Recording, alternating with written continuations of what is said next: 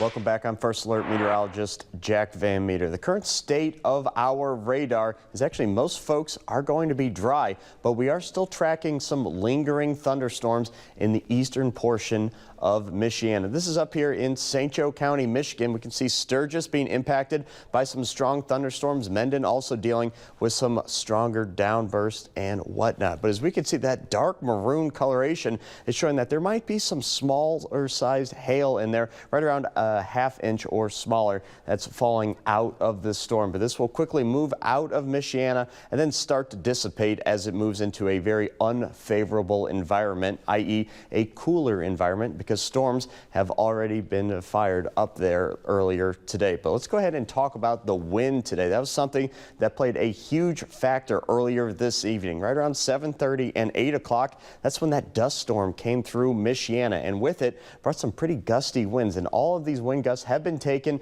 from the local airport. So I would not be surprised whatsoever if there was more localized reports of wind gusts getting close to, if not at, that 60-mile-an-hour mark. As of now, Goshen Airport got the highest wind gust of 55 miles an hour. Michigan City saw the least gusty conditions at only 30 miles an hour. And unfortunately, not completely writing off the wind for this weekend. We are still tracking some gusty conditions for tomorrow. This is Future Track tomorrow morning at 5 a.m. And as we can see, that cold front, we have the pressure on here. That cold front's going to be out here in western Ohio. As that starts to move out to the west, what we are going to see, instead of southerly wind gusts, we will see the winds coming from the west. And at times, we can see a couple gusts getting close to, if not near, 25 to 30, maybe even 35 miles an hour at times. And I know tomorrow is a big graduation day for a lot of folks in Michiana. I would not be too concerned about tents flying away. Maybe just watch your napkin or your paper plate